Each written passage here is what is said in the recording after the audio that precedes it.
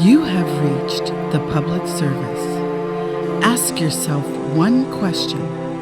Are you a taker or a maker? As with any situation in life, is your situation taking or making you happy?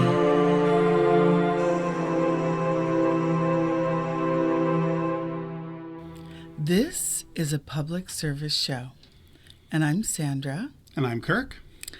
And tonight's show is about what will it take?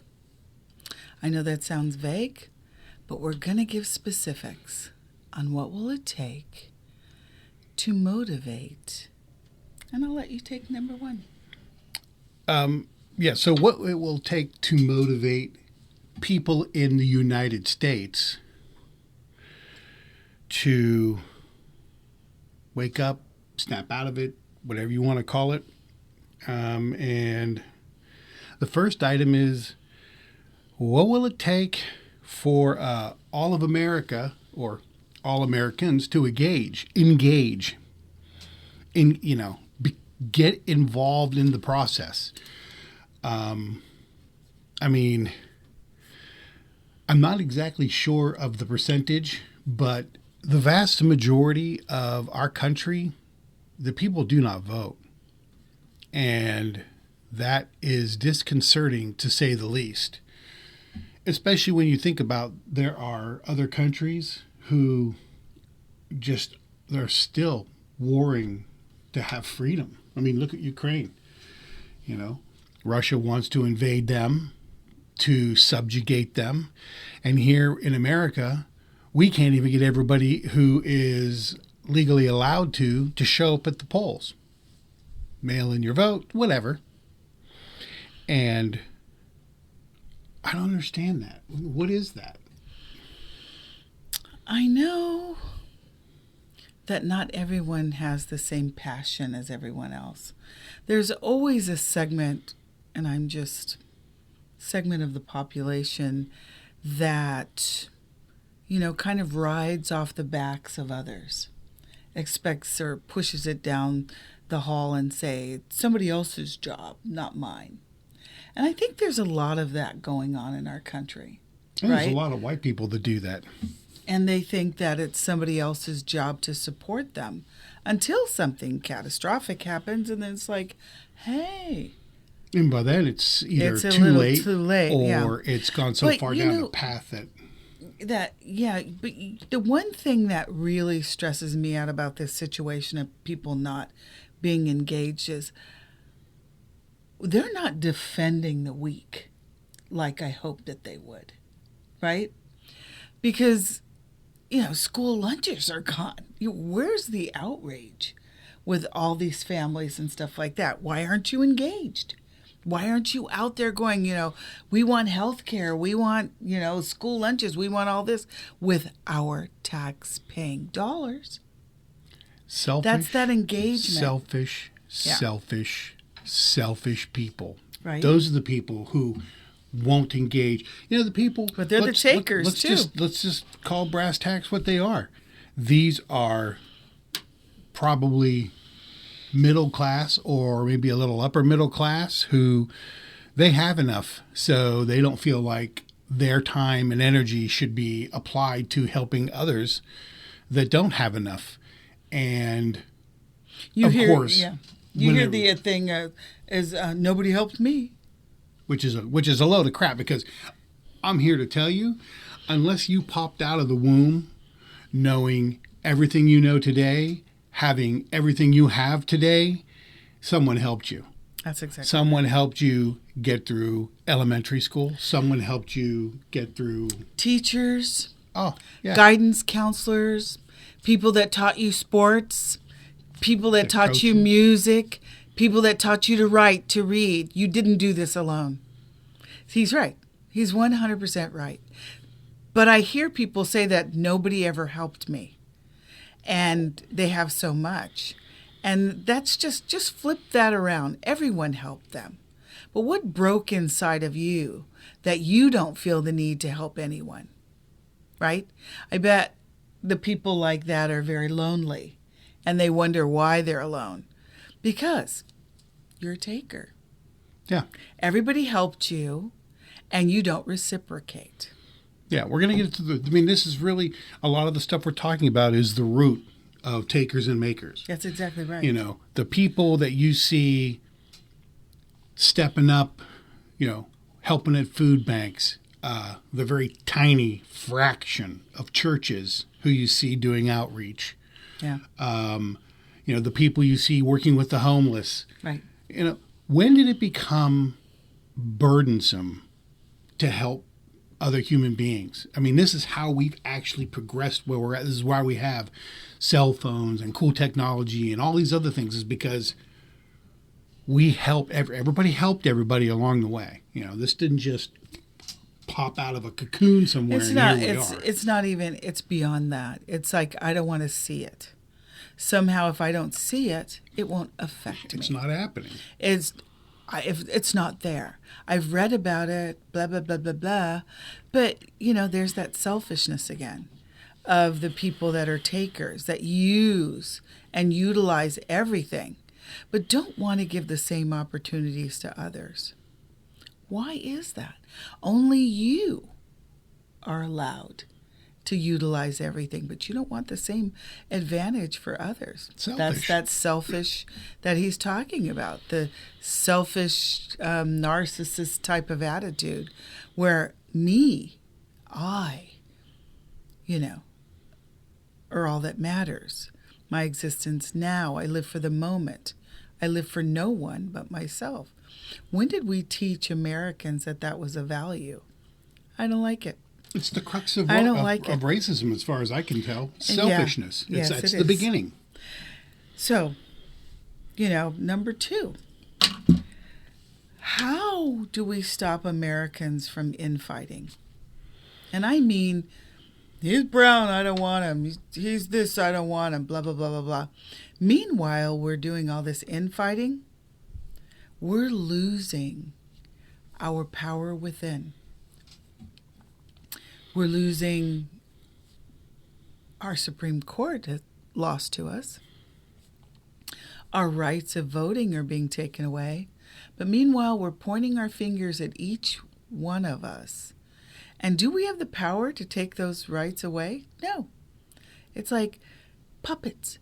Look at them fight down there while we take everything away from them. See how silly they are? Their health care is gone. Their clean air is gone. Their water is polluted. Meanwhile, keep pointing fingers at each other. But look who's doing it. I mean, it's corporations. Exactly. We, the people, have elected fools for governmental representatives who then in turn blow smoke and sunshine up the backsides of the less engaged, intelligent of us. And those people turn their head or turn away or ignore because they think there's something in it for them. There is. At the other end. They're taking no clean bribes. air, no clean. No, I'm talking about the average person. Well, the average person, you're right. And they're conducting all this churn to make us go after each other while they complete the ripoff. And let's be honest, this ripoff has been going on for years, decades. I mean, this ripoff's been going on a long time. Really did start in the 80s. Bad. I mean, there was a mild corruption before that, but there was representation. And there were roadblocks, where you couldn't go out, billionaires couldn't go out there and buy their politicians. There were blocks on that. And there were rights for us, because we put them in place with unions and clean air and water and our food being good and all those kind of things. We put those in place. In the 80s, they took them away. 1980 was the start of the downfall of the United States having autonomy, their people having rights and protections and things like that. Now we are where we are. The name of that, by the way, there's an actual name for it. It's called Reaganomics. Reaganomics, that's exactly right. Trickle up economy. There was no such thing. It's never been. It was trickle down. A trickle down. No, I'm saying there's never been a trickle down. They lied and told you trickle down. That's right. But it's been trickle up ever since.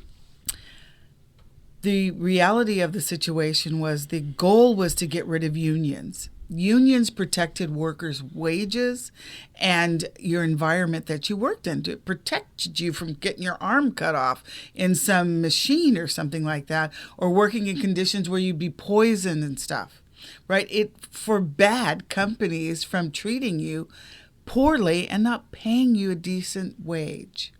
When they started to break down the unions in the 80s, people went from millionaires to billionaires. How? Because they didn't have to pay you a good wage anymore. They didn't. And then here we go by. How do we stop this incessant sucking sound from companies that don't care if you have food or anything else? We're infighting each other when I don't have your money. He doesn't have your money. We're fighting each other for money that's out of our control. We don't have the control. We can take it back, though. Go to your HR department, go someplace at every company, there's that wall of pictures that shows you who the leaders of the organization are. Mm-hmm. That's who you need to be discussing your paycheck with, not blaming mom, pa, kettle over here, or black person over here, or Arab person over there, or homeless person over there. They are not signing your check. We say this all the time. We say, you get mad at your fellow man who's having the same struggles that you are, that are trying to make ends meet just like you are. How is it his fault that you're not getting enough? That infighting that they love. The billionaires and trillionaires just love it because it's like, look over here while I'm stealing everything you have over here. And they're doing it right in your face. In the bright light of day. This is not exactly like they're doing this under the cover of some weird spy thriller darkness. They're doing it in your face, laughing at you while they're doing it, and saying, look at that person over there while they're doing it. And you do. This is where I get lost, is these people. They actually, let me look over here. Hello? And then they throw the little nuggets out about, well, the company will go out of business. No, they're not. No, they're not. They're not going to have hundreds of millions of dollars or billions of dollars of profit. That is true. So you think if they give you $1 more an hour, they're going to go out of business? Yeah, really. If you go to Wall Street and you see that every quarter they make billions of dollars, do the hard math, people. But that's not what the biggest problem is. One of the biggest problems is how they became so powerful over us. They became powerful because we're infighting. We're not watching. Yep. We're not watching what they're doing. Stop looking at each other and look at them.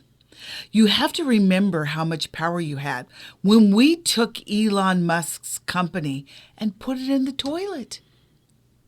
Tesla. We did it.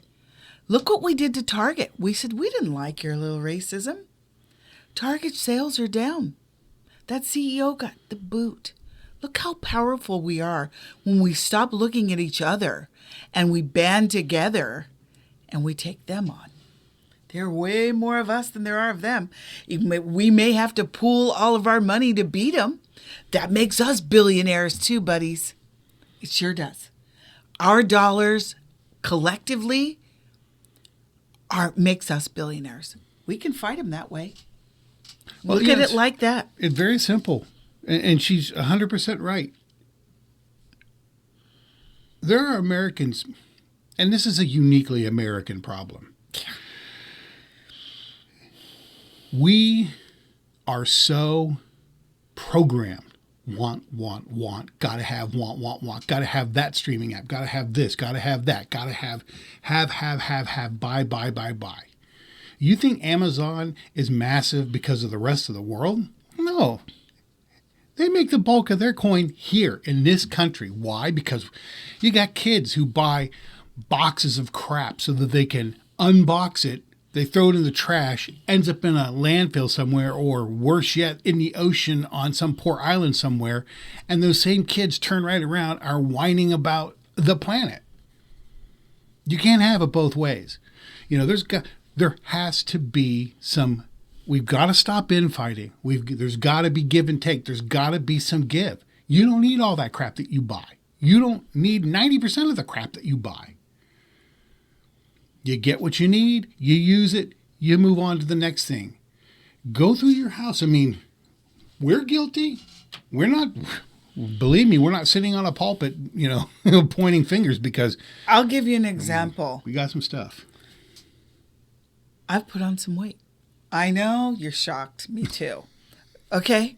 So I've had some size issues. So I had to go to the store just to get a specific type of nightgown that I can sleep in that's comfortable, because I'm older. I like it hot, cold, whatever, right? So I still have the old sizes, but I have a lot going up and down. I know it's shocking that I put on weight. I think I look good, but who knows? You look fantastic. Oh, you do. So those kind of things, you go into my drawer of my nightgown drawer and you were like, hey, you have a lot. I go, but 99% of them I can't fit just yet. But I don't throw things away very readily. And there is a very small percentage of people that do buy things wastefully, as he said. And the majority of the people are struggling. Yeah. So that small percentage there is not the majority of the people. But he's right to bring that up because, a lot of our society is jealous of what somebody else has. Yeah. And he will attest for me that I'm not jealous of anyone. I'm happy when people have enough. And I encourage, and I'm like, yay, I'll be your biggest cheerleader. And the reason why I'm not jealous is because I look inside of me for what I need. I don't look outside of myself for what I need. When I go get something, it's just my likes. It's not what's in style or whatever like that. And I know most of people like to follow the styles and fashion. I love fashion. I think it is beautiful, but it's expensive. And I learned quite young that I would never be able to buy the clothes that you see on television. If you start there, you'll develop your own style and you won't worry that your friends have something that you don't. Actually, they'll watch you because you're not patterning after them. You're going to be unique and you're going to stand out because you're not like them. Think about that. When you go to the store and stuff like that, hey, so-and-so has that blouse, so I don't want it. How do you think shows like the Kardashians, and now I saw this new ad for $1 million nannies, how do you think shows like that actually get legs and get put on television? It's a show for people to sit and be jealous of what they see on television, right, and try to run out and go gobble up whatever it is that they're seeing. I mean, wait a minute. What you should do, and I know this is going to sound silly, but most people that are wealthy aren't happy. And you can Google this. You can look in psychology books and stuff like that, because happiness is internal, not external. Happiness is the choices you make to fulfill your goals. And I don't mean harming people. I don't mean doing anything illegal. I mean, if you're an artist and you've never actually explored the arts, go draw something, go do something like that. That's where your happiness, your true happiness comes in. Your relationships are what excuse me, I lost a word. It grounds you, is what I'm trying to say. So your focus should be more internal than external, is what I feel. So that's just my nagging moment as a parent. I'm just going to throw it out there. We've had a lot of, this goes directly to the infighting. We've had a lot of conversations over the last bunch of weeks. I've asked people, I've asked Sandra, what I feel the difference is. When I start hearing people run around and throw out words like progressive, conservative, certain idiots talk about owning libs and progressive, conservative. This is one absolute that I have found. Conservatives, it feels like they don't engage until whatever it is that is the topic of the day or the topic of discussion or whatever hits them square between the eyes. And I always like to use the lady in Arizona, the Air Force general's wife. Big time. Everybody's got to have an AR-15, guns. Still, she got her face blown off. And then she lived, number one. And then all of a sudden, she's the biggest gun advocate in the world. But that did not register with her until she got her face blown off. So, folks, as you watch this, stop and ask yourself, are you the kind of person that sits around and poo-poos or calls other people names and infights and makes horrible decisions or no decisions at all or super selfish decisions because, you're conservative or whatever? Why does it always have to be it needs to hit you square between the eyes or explicitly and directly impact you to have an opinion and to, look at your fellow Americans, stop blaming them, and actually have a spot? This is Sandra's, one of her favorite words, empathy. Yeah. But I want to take a step back and explain how Republicans came up with fiscal conservatism. So, conservative, the root word, means, let's just put it down to its basic. We're cheap and we hoard money. That's what conservatism is. It is. We conserve our resources. Yes. We don't, overuse anything. Well said. Right? So that's what I believed that party was meaning. And then the progressives, I guess, which would be people that were willing to spend, but it was to help the greater good. Mm-hmm. That's what I've always understood progressives. Now, we are currently living in a conservative administration. Our coffers are empty, people. Empty. We're ready to hold out tin cans just to make America flush again. American people are at their tether with every dime they have, making ends meet. Now, let's go back to that word conservative. That's our money.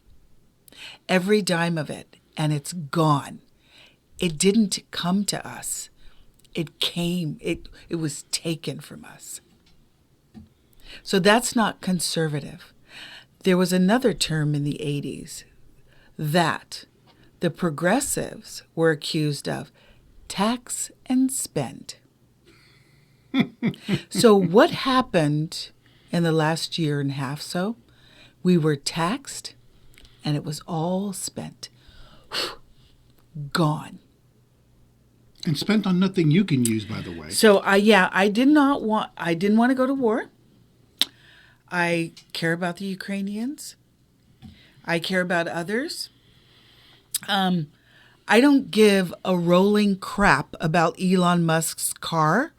And I do not care about him putting rockets in our air, other than the fact that he's polluting our planet tenfold. And I don't care about the wading pool other than the fact it's green and killing animals. I don't need a French arch. If I want to see the French arch, I'll go to France and see the real one. I don't need a cage match unless I get to choose who's in it. That's right. So, but that's never going to happen. So I don't need those things. No, I don't need a ballroom. I've never been to a ball, and I believe that 99.9% of the United States citizenry will never see the inside of that ballroom. So, does it benefit us? So, there we have it. Okay. So, that's what conservative is. So, if you listen to it very carefully, it looks like it's flipped. It looks like the Republicans are tax and spend, and the Democrats are conservative. That's what it looks like to me. Merely my opinion. But let's move on to 3. Okay, yes. What will it take for all Americans to unify? I have asked this question over and over again. And I've gone off the deep end on some things, and I'm kind of in the middle in other things. And here's what, you know what? If we did this one thing, night would become day. And it takes into consideration our second bullet item about infighting. You racists, you people that think anyone and everyone under the sky is here for your benefit.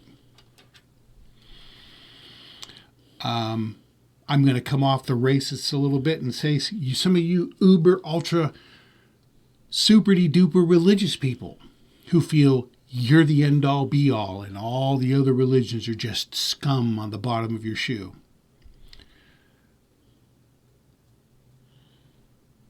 You people need to figure it out really fast that A, you're not unique.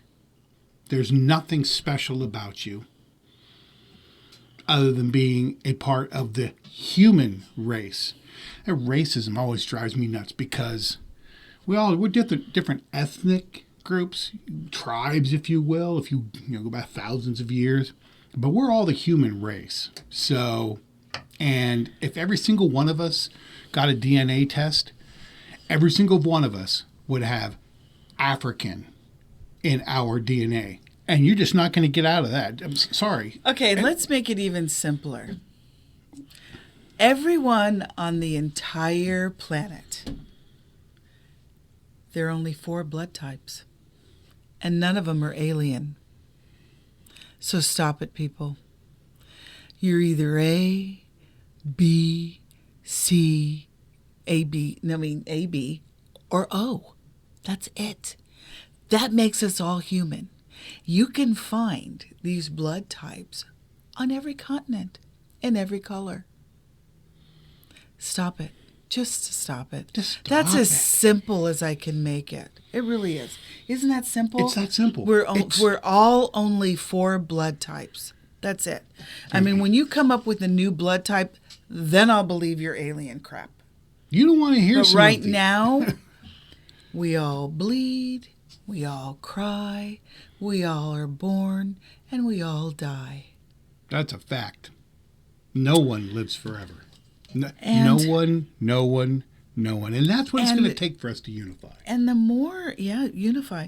And the more we fight each other, the more powerful these corporations get. I'm going to keep saying it over and over. I know that I'm repeating myself. But I'm repeating myself for a reason. It's because I've said this and we're still doing it. We're still doing the same stuff that is getting us hurt and having our rights taken away and making us a third world country. When we were working our way into being this global economy that welcomes all, helps all, lifts all, and creates all. So we don't have that. In fact, we're moving backwards, and I don't like it. By centuries. Yeah. We're not even just moving going back backwards. a couple years here and there. Donald Trump's taking this country back to the 40s. Actually, pre-World War II, back when the rest of the world really didn't trust us. We were still the new kid on the block, just barely out of our own civil war, just barely getting out of our own way. Well, guess what? We're right back there again. And if you people think that America can go it alone, yeah, I got another thing for you. So unifying us, I think, like I said, if you remember just basics that we are 4 blood types, 4, then you can understand that, or try to understand, that your tears are shared tears. Okay? The pain that you experience, everyone else experiences. The yearning and the wanting, I'm trying to invoke empathy in you. To stop looking at it as a color. Instead, it's a situation in life that humans face. We all face those situations, all of us. And if we look at it like that, it takes color, it takes gender, all out of it. So. And if you don't want to do it, we can find places for you. Okay. I'm sorry. We've reached a point, and this is kind of where I go off the deep end. Yeah, I'm stopping him. We've reached a point where it's not going to be tolerated. I don't know. So, I think enlightenment education, there is a segment of the population that refuses to learn. Refuses. And their punishment in life is solitude. You're going to be alone a lot. And who knows how this world and which way we're going to go. But right now, when you look at the situation that everyone's facing the same struggles. And somehow there's a consequence for your actions. And that's one of the things that people that lack empathy don't understand until the consequence hits them. Hence what I was talking about. And I agree. Right between the eyes. It does.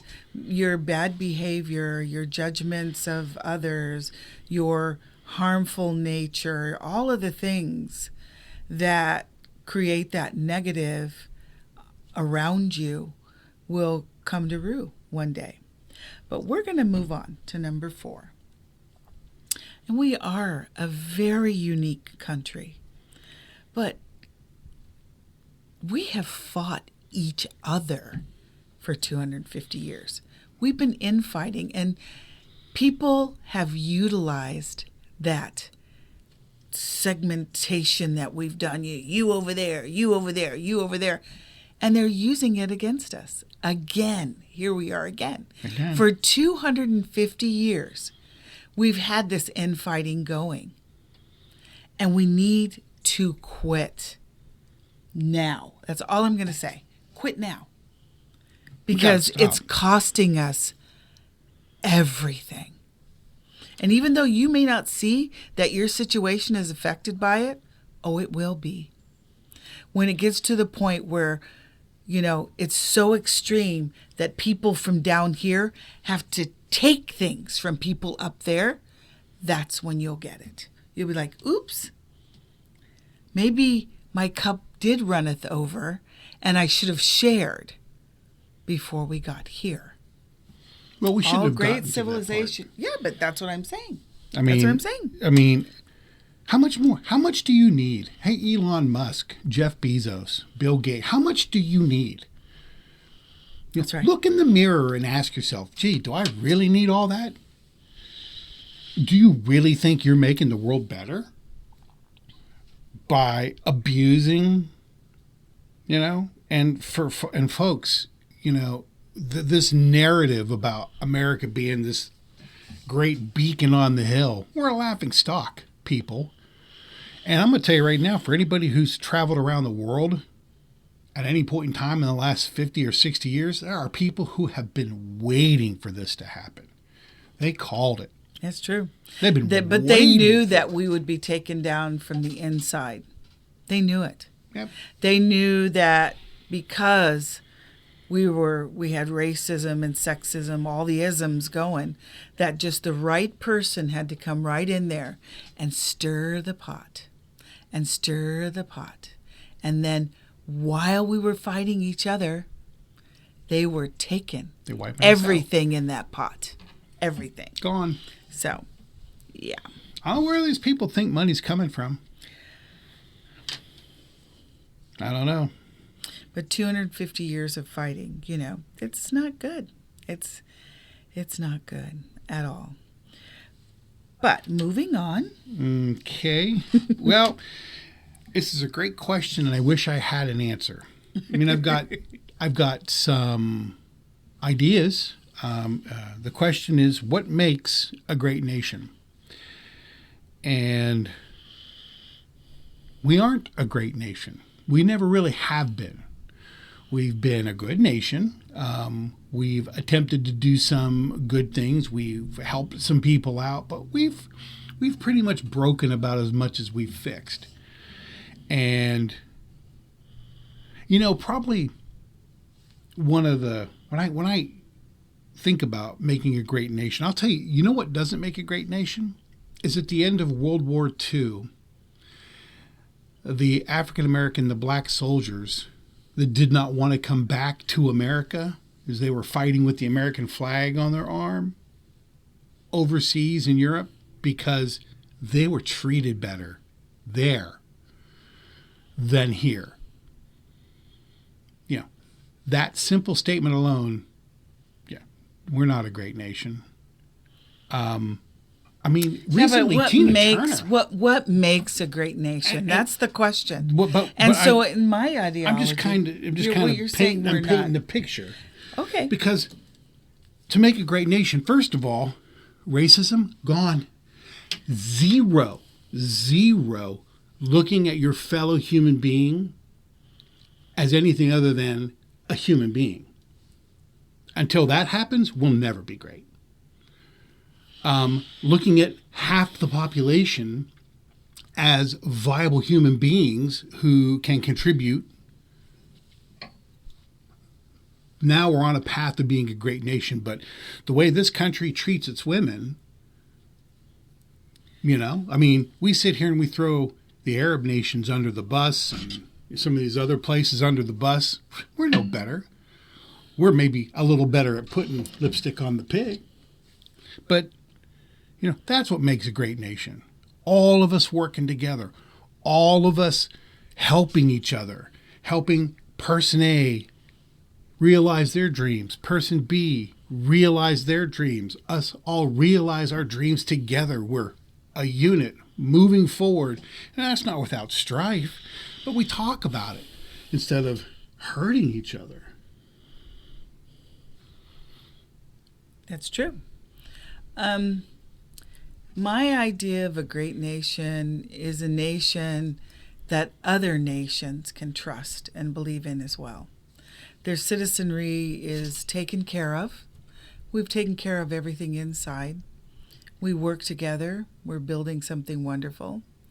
But when your neighbors love you and your neighbors are patterning after you, you're doing something right. I agree. So if we make a good neighbor, then I think we have a great nation.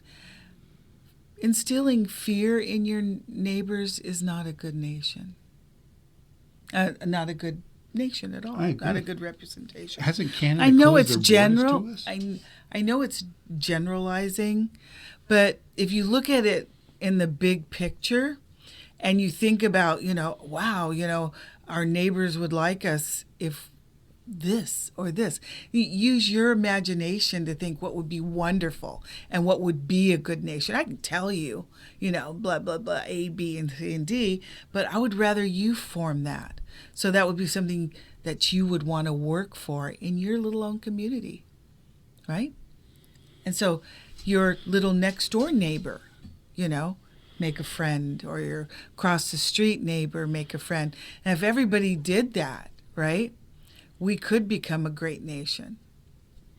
So that's just my little opinion about what makes things great or what will make it great. So I guess this one's mine. What is a great leader? Well, to me, a great leader is somebody that when they speak, I'm quiet because they have something of value for me to listen to, something that is going to help me, guide me, lead me, and not harm me. That's what I believe is a great leader.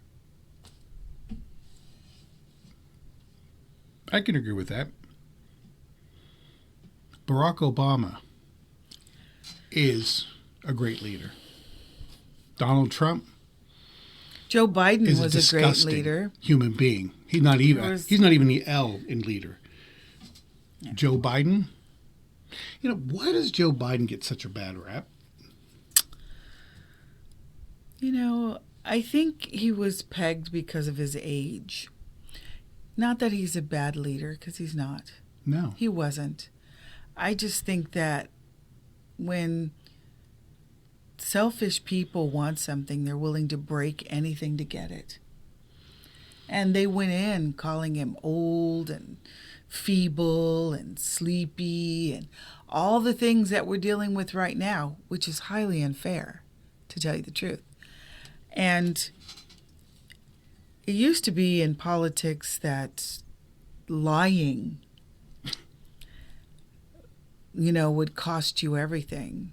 We flipped that script somehow, where lying to percentage of our citizenry is acceptable behavior. And when I hear somebody,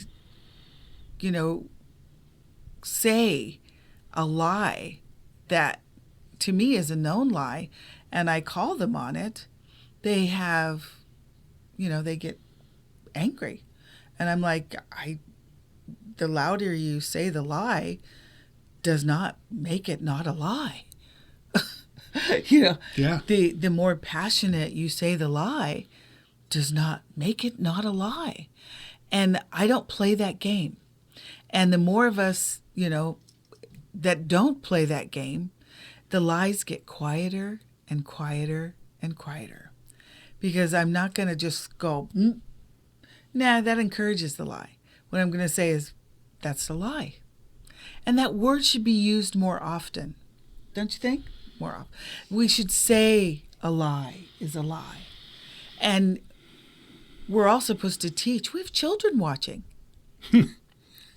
I mean, we have children watching the dishonesty and the lies and things like that. And we need to show them that not everyone does this. Not everyone, will allow this. And some of us will fight back. Because we can't live in a nation that is so dishonest that we're afraid to call, a spade a spade. And that's where they want us to be. They want us to shut your mouth, right? So what if it's a lie? Accept it as the truth and say it as I say it. I say no. I say, if it's a lie, I'm going to call it a lie. Because the next lie that you tell me is going to harm me. The next lie you make up is going to take from me. The next lie that you use is going to harm somebody I love. That's why I call a lie a lie. Your turn. It's standard operating procedure. It's like bullet point number 1 in the current government political handbook. These people lie to your face in the camera about something you can see right now. I agree. Oh, you didn't hear me say that? I just watched you 30 minutes ago. Say it. Shut up. People are tired of it. I mean, I'm tired of it. Are you tired of it? I'm really sick of it. I've had enough. I'm sure you can sense the hostility. I didn't mean to start this show with as hostile as but I'm done. People are done. I'm done. People are done. We're tired of you people wandering around out there talking to us like we're complete morons that do not have eyes in our head, ears on the sides of our head, and a brain with which to call your crap out. I mean, Donald Trump said he loves inflation. And 5 minutes later, J.D. Vance, he didn't say that. Shut up. It's. We know. I mean, the intelligent people know. Sometimes I wonder because I see that some of the, I mean, anyway, we need to get it together. These people their goal is to wipe us out. Plain and simple. And that doesn't necessarily mean kill us. Oh, yeah, wipe it us does. off the yeah. Well, who am I kidding? Sorry, but they mean to wipe us out. And that includes you too, by the way. You know, if you don't have $100 billion in the bank account or a multi-millionaire, or you literally have like the only thing of one thing on the planet, you are useless to these people. And they haven't figured out yet that they don't get all the things they have without us. That's, I think, anyways, yeah. What do citizens need to do to change our current path? Get engaged and stop sitting there allowing these crackpot people, television shows, faux news stations lie to you and blow smoke. Use your brain. Read. Watch 6 different, engage. You know what? These people who we were talking about where they don't engage and they just kind of sit back and let everybody else take one for the team, everything is coming for all of us. Somewhere along the way, you're going to either get engaged or die. And I don't mean necessarily a physical death, but you'll lose your rights. You'll lose your job, your livelihood, your families.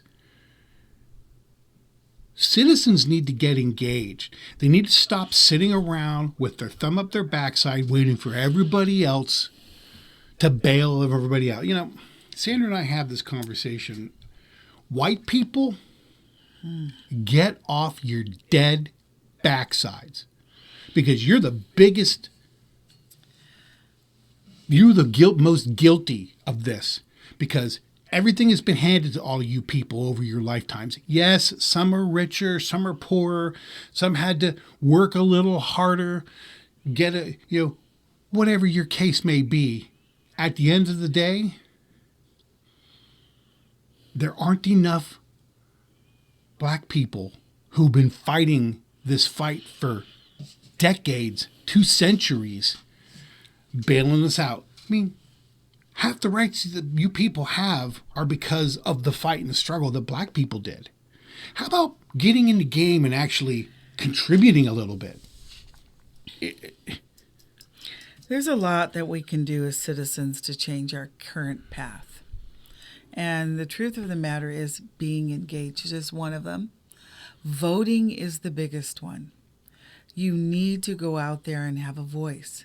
And don't be afraid. People died for that right to vote. They stood up against armed police and everything so everyone could vote. That is a privilege that you should respect. That's huge. If you think about it, I'll make it even simpler. What if, and I know this is crazy, if you don't vote, nobody can hear you speak? I like that. So people who don't vote no longer have any voice. We can't hear you. So we know who's engaged and we know who's not. I know that's crazy and maybe I'll do a sci-fi short on it. But but just think about it in that way, because if you don't vote, you really don't have a voice. And even if it's a conflicting ideology that I probably don't like. You have a right to it. And that's what makes us unique. That's what makes us special. And that's what makes us strong. Because the many can take control of the few billion trillionaires. Why? They make their money from your hard work. And if you stop and think about all of the companies, not a single one of those companies and those billionaires are employee free. They all have employees. Even though they're trying to replace everybody with AI, they found out recently that AI leaks secrets, AI lies, and AI can get you into legal trouble. Whereas employees, you can talk things and you can learn things, and they can process faster than a computer. So if you look at it like that, you have a voice or you don't have a voice. Figure it out, because I've been voting since I was 18 years old. My parents instilled, they said, this is your voice. I mean, I don't care if anybody likes it or not. You use your voice. We're at a point now where we really need to start screaming, people. I mean, our hair's on fire. You ever heard that term, hair's on fire? You know? 911, sure call the fire department, blah, blah, blah. That's where we are now. But you're the fire department. We are the fire department, and we need to put out this craziness of tearing down the structures that were 250 years in the making in America. Gone. That's what they're trying to do. No rights, no power, no nothing. The only rights and power you have are to live and die, if we let them. I don't think we should.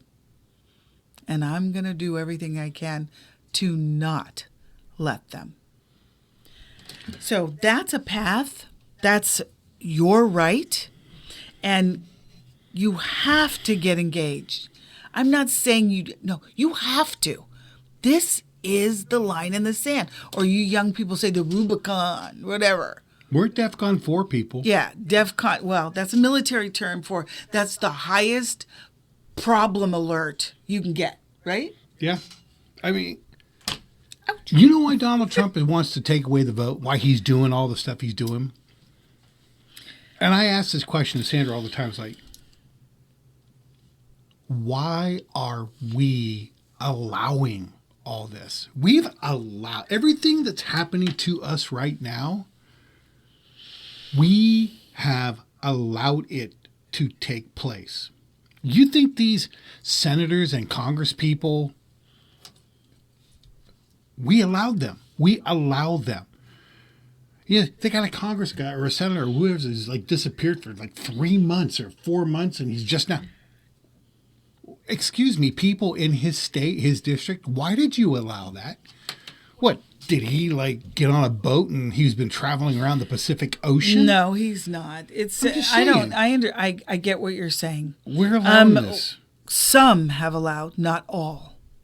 Not every state is a red state. Not every state supports what's going on in the White House and everything else. Some have allowed it because they've been indoctrined to believe that this is the right thing to do, is devote a path of destruction, but later on it'll wash out in my way. It's never going to wash out in their way. That's what they believe.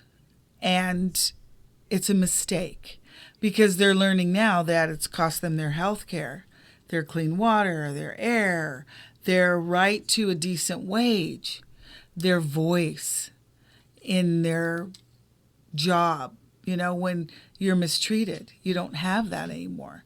Women's rights, they want you to go home and not have any food to feed your children because of your sex, not because of anything other than that.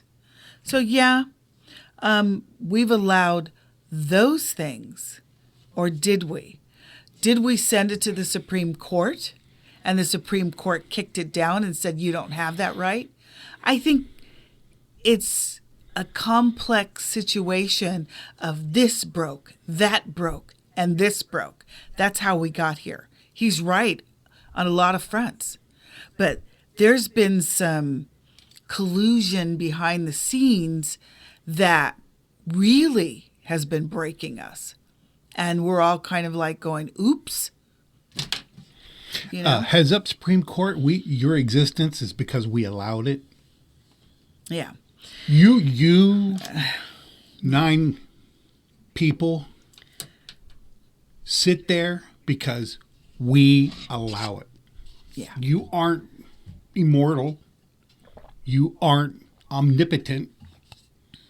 You aren't there in spite of us. Your You are money there comes from us. from us, because of us.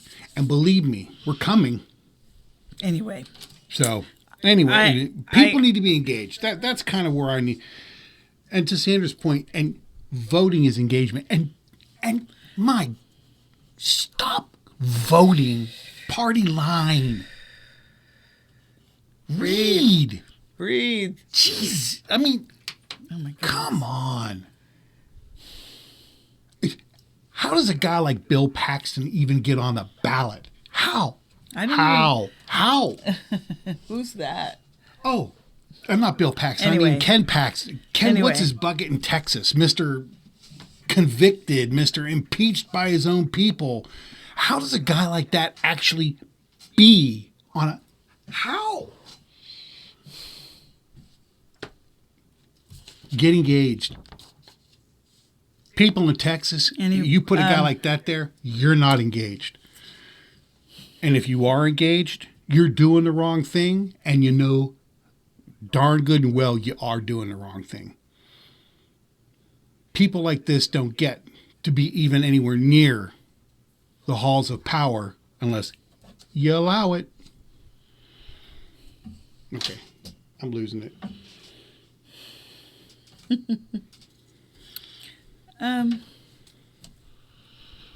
On a gentler note, I am so sorry. I have to apologize. It's just I get your passion, but I must, if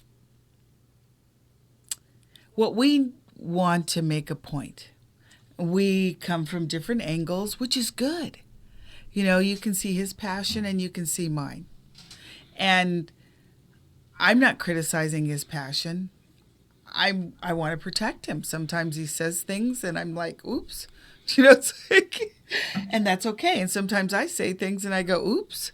Right? Have I said too many oops? Is this it? I mean, I just said the truth. I didn't say that. I got you. So I'm going to explain myself. And I don't know if when I'm loud at you, if that reaches you. I don't know if I speak too softly, if that reaches you. I try to find a happy medium of points to make and directions to go. But I want talking points for yourself. I can guide you, but like you've heard the adage, you can lead a horse to water, but you can't make them drink. So if I engage and get you to think on the way that you process things, I think we're doing great, because he does the same thing. Yeah. I don't just say, do this, do that, do that. I do want you to get engaged, but your way of engagement may be different. You may go out and work for a senator or something and get him elected, right? Or you may run yourself for office, or you may do some community outreach. There's lots of ways of getting engaged. But one thing, we don't want to hear this if you're not voting. Oh, yes. We can't hear you. I can't hear a word you're saying if you don't vote. So that's the only thing that I'm going to implore you to do is don't cry about your wages. Go out and vote about your wages. Don't cry about your dirty water. Vote about your dirty water. Don't cry about the gas prices. Vote about the gas prices. Don't cry that you don't have food. Vote for food. When you start voting on those ballots, is this going to get me food? Is this going to get the gas prices down? Is this going to put a roof over my head? Those are the questions that you should have sitting right next to your ballot. Does this get me this? Does this get me that? If you think you're going to forget or you see something on television, write it down. When your ballot comes or you're with your ballot, take that list with you. Do your homework. Is this person going to get me that? Is this person going to get me that? It's your money. That's our money. So you spend your portion of it on you and your community. That's what I wanted to get across to you. That's important. And I'm not telling you to be selfish. I'm telling you to think of your community as well, right? Because when they're doing well, you're doing well. When people do well, crime goes down. Everybody's happy. They don't drive so crazy. They don't snap at each other. Strangers don't beat each other up in the streets because you have enough. You have enough food, roof over your head. You have what you need. So that's all I'm imploring you to do. I don't know what you need. We all need different things. So that list, when you vote, is going to really help you. And that's all my nagging. I've ranted enough. You did fine. You know where I stand. Yeah. I'm sick. She really just nailed it there a few seconds ago. I really don't give. I got my ears are shut to anyone that doesn't vote. You don't show up on a ballot, I don't care what you have to say. Really don't. Because you're one of those people that sits. You're a taker. You sit back and let everybody else do all the work and then whine when it doesn't go your way. I have no more time for that. Yeah. We all have no more time for that. You people are tired. You've had your day. You know, I keep hearing about freedom of speech and freedom of this. And, guess what? You want to know something, folks? Freedom. The most inappropriate word in that statement is free. There is nothing free about it. It costs. And millions of people who've come before you paid the ultimate price. And me personally, for those people who don't engage in their civic duty, who don't vote, who don't become a part of the process, you can leave the country as far as I'm concerned. Because those people died for you to have that ability to do that.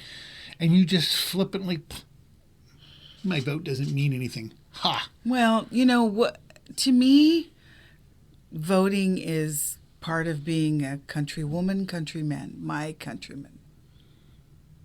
We're out there and we're all plugging. It's only a few minutes of your time.